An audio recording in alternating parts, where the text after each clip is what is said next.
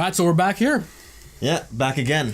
I like this video format. I'm not gonna lie. Right. We nailed it with Logan Paul, right?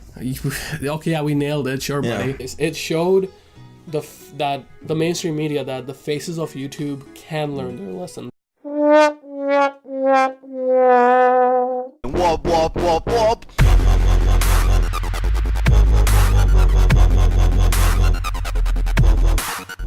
So we're here this time because we're talking about pre-orders. Pre-orders in the gaming industry, of course. It's been here for a long time, so people have just kind of glanced over it, and more worse stuff has come out, right? Like microtransactions, loot box systems, those have come out. That's why it's glanced over. But we want to talk about it a little more and I guess share our views and our findings and see what we kind of have to say about it. So I just wanted to start this off real light. Yeah. Nothing deep to it yet. But how do you feel about when companies give you physical or digital merchandise? And what I mean by this is like we got soundtracks, art books, plushes, steel cases, garbage. Anyways, point being, stuff like that, or on the digital end, like weapons and costumes and stuff. Those are two different things though.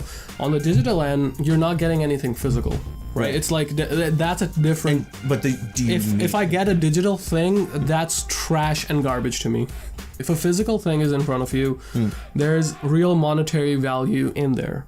If it's just like a item that's on the game, in the game, whatever, one use, or not one use, but like there's if it's a one skin, code use, right? If it's a skin, it's a really cool skin. It's not a tangible item that has an associated value to it. Right, and once you sell that game to eventually like GameStop, right? Yeah. That person who's getting that game isn't getting that digital content. They're not getting that digital content, yeah. So like that content's basically gone forever. Yeah. If I get a physical thing where it's like, even if it's the soundtrack but it's on a CD and there's like something to look at, I can always rip the CD onto my laptop, right? What about a digital soundtrack? Yeah, see, that's... No. You remember the infamous 2 digital soundtrack? No, they did that? They came with it. Oh my god. I don't feel like these are gonna be game sellers. Okay. I think it's just a little incentive to like, we want to know if you want to get this game. Here's a plush, like there's some I actually use, like there's an animal plush from Zillia 2 I have in my car, and I just keep it. Yeah, that's right. The Morgana plush from Persona 5. Yes, perfect example. Yeah. So now I want to get to the controversial stuff here. What is the publisher benefiting from this, and is the consumer just getting ripped off, essentially? So what I want to talk about where pre-orders still make sense. Back in the day it made sense, right? Yeah. Because it's like you want to gauge how many copies you need to make and sell.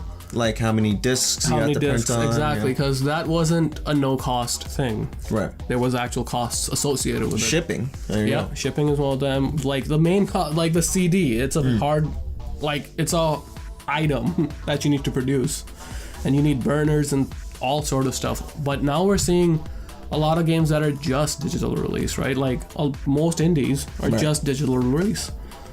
Most indies, a lot of publishers are enticing people certain ways to move to the digital. To move to digital because that benefits them. They cut out the middleman. So beyond that, though, we're buying in on an unfinished product.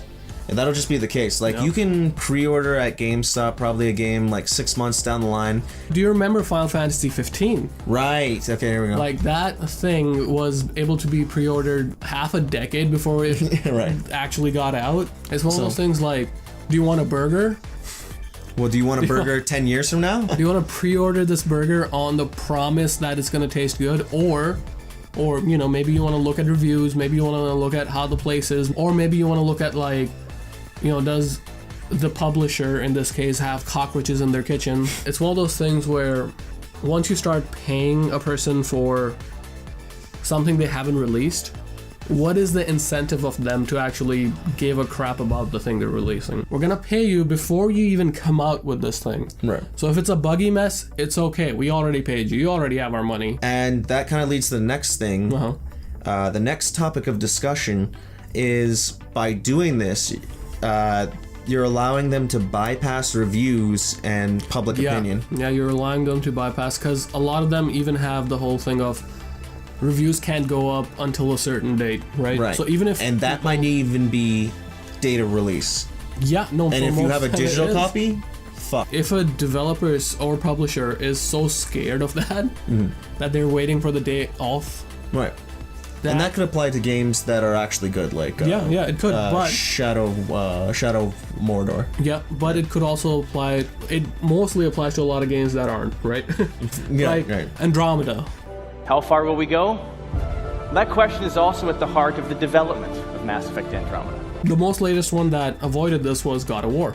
Hey, we'll give the people a review way before the game's actually out in people's hands. Good on the publisher as well. This is good press for them. It's good press. Because they know they're putting out a good product. They put it in the hands of reviewers. They know they're going to like it. So yeah, a lot of the times there are shit games that they don't want you. They put an embargo out so that no one knows what the hell this game is going to be. You're in the dark. Yeah. Upon doing my research for this subject, I've heard of Deus Ex Mankind Divided's weird pre-order scheme. It got canceled. The whole thing got f***ing trashed. I love the series. It's one of my favorite series of all time, so it's really angering. Let's talk about exactly what it was.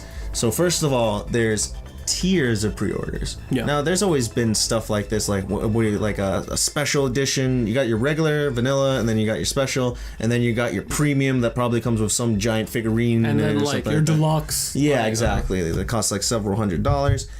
But that's not this. This is weird. This is the only thing I've seen like this. Yeah. So I'll break it down for you, right? At tier 1, we got in-game costumes. There's 3 packs, and only one of which you can choose. So these other 2 are basically gone. Yeah. Forever. Tier 2, soundtrack and digital art book. Now, like we were saying earlier, they're not gonna sell the game. No one bought Mankind Divided to buy the soundtrack and digital art book. 3, extra missions, where the developer's actually working on this and you cut it out of the game so you can put it as a pre-order incentive. Or was it sloppily put together? So that's the thing. Right? Why is it even there in the first place? Right. It shouldn't be in the tier. If it was just slopped together, Why even push that? Like, why? And if it's good, it should be in the game. Right. Doesn't make sense. And even from the developer's point of view, it's like, this is content you worked on, and now a large portion of your audience is not even going to play that part of the game. If it is, but we don't really know what that would have been. Yeah. So now we have digital comic and novella for tier 4. Yep. Again, not a big deal. The same issue with the soundtrack and blah blah blah. Tier 5 is probably the most ridiculous one I've seen. Yep. It's you get the game ahead of time by 4 days. 4 days early, yeah. 4 days early. I remember that. Okay, what does that even matter? In the grand scheme of things, this isn't a month ahead of time. It isn't a month ahead of time. It's even the only way I could even actually buy into that if it was like a full year. For me personally, all these perks were determined on how many pre-orders were made collectively. Yeah, that's what I remember too. Right. Yeah. And so this thing was trash. It was a nightmare. It was a nightmare and a half. Like this. And we've always known Square Enix has kind of been there. They're willing to test your limits. Right. On what how should we screw the customer? What else can I say? Do fans of franchises actually want what's in these pre-orders? So that's the thing, right? Of course they do. What's a good example of a franchise I really love? Metal Gear Solid. Rest in peace. Yeah. Or Dark Souls, yes. Right. If they offered me, pre-order bonuses that were actually tangible, and they offered me, if you pre-order from GameStop, you get this thing. If you pre-order from EB Games, you get this thing. If you pre-order from Best Buy, you get this thing. Yeah. The best option I have is buy the game 3 times and then sell the other 2 copies. Right. You're not just locking out people out of your content at that point. You're locking them out of options even. Well, let's get into the real scum. The true scum. More scum. Okay. So EA, already bad news, right? Red alert on that one, okay? Well, did EA make a red alert? Oh, jeez, did they? Did they? EA would only give refunds on day of release. They didn't allow you to cancel pre-orders on Battlefront 2. I wonder why. We don't even need to get into why. We're not getting into that. But I'm just on the pre-order side. You're not allowed to cancel your pre-order. The only way you're going to get your money back is by ordering a refund on day of release. What that means is you have to go to customer support. So already, you, EA, for making me call customer support. Making anyone call customer support for anything. But hold on. And it gets better. I think you could speak to like a live person like on their chat. But even then. But it gets better. So I took with my Logitech Extreme 3D, every single button needed to be remapped for it to work, but why MMV? I think that, I figured that was a very unique sentence. So I Googled it. He took this guy's 5 steps and copy-pasted them to me. It gets better. On that day, 1 hour wait times. Yeah, I remember.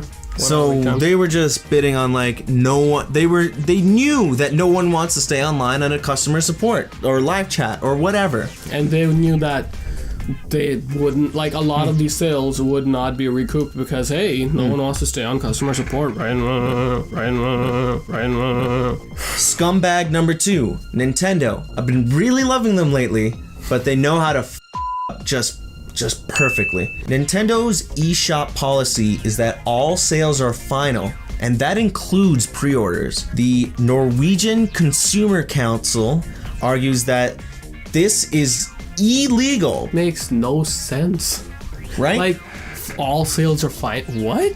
Risk has not transferred to you. Like, let's say I purchased a car, but I gave them my money, and I still don't have that car.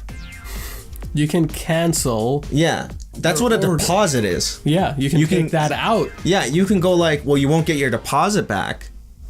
That's one thing. You won't get the money you spent on a full price game, and you have to, like, if it's anything by PSN standards, you have to pay full price for the game. With Nintendo, to pre-order, of course. Yeah. Even as far as I know, with PlayStation, you have to pay full price to pre-order. Yep, online at least, right? Right. Jeez, Nintendo did that? Oh my god. It's a eShop policy. So eShop is already like a dumpster fire, but right? Yeah, this just makes it a lot more worse. It's time to get to flip this on its head, because we've been attacking developers like crazy, or publishers, right? I wanted to talk about you. The camera? Yes. Okay, cool. Yeah. Like, not to be an elitist, but pre-ordering. Okay. But I wanted to flip it on its head because people still do pre-order. Yes, that's why this thing is still successful. Like, if people didn't pre-order, just like the same thing happened with loot boxes. They were just like, screw this. Publishers will stop doing this. Yeah, but let's get into that. So you pre-order a game, and you purchased it, and it's not what you thought it was. Yeah. And I want to highlight a few games here, right? Final Fantasy 15, because you look at all the footage of it, you look at the trailer footage, and then you get into the real game itself, and they changed so many times, it changed so many directors, but so many... Even then, that's like, you can cancel a pre-order, but we're talking about once the game is actually in your hands, right? It's one of those things that... Let's move on to another game, like No Man's Sky. Yes, that's it. This one's perfect. We have an unproven studio here. What did they put out beforehand? It was... Wait, was it any game? Yeah, I don't know. Boo! Anyways, an unproven studio we'd never heard of, making these Peter Molyneux-esque promises. More than that. Yeah, okay. More. That's the perfect example where you buy a game, forget that, you had previous notions of how it was. It's garbage.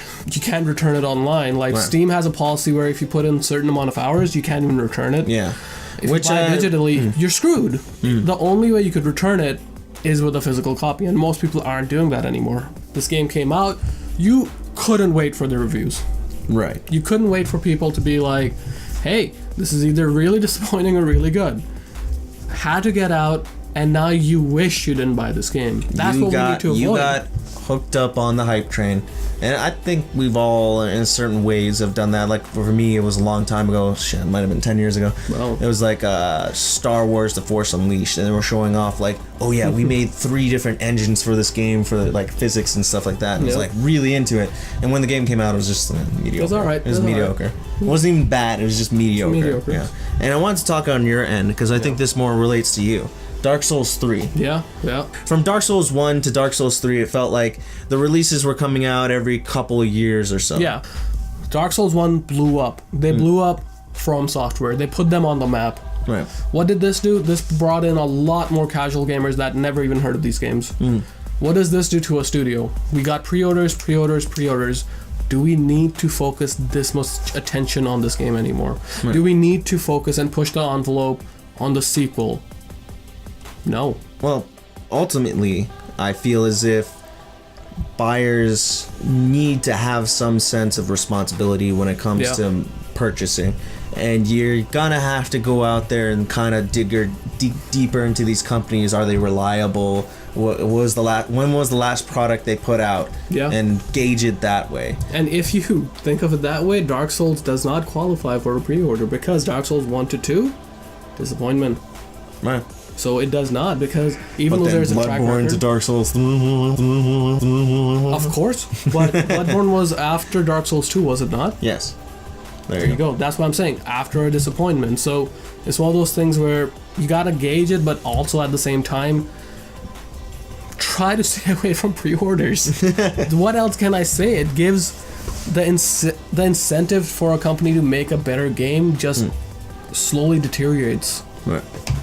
Well, I think that's it for us I think at so. Mouthpiece. Dying. Jesus. I think a bug flew in my mouth. Nice. That's a good note to end on. The camera gave out already. Oh shit, it actually did. Yeah.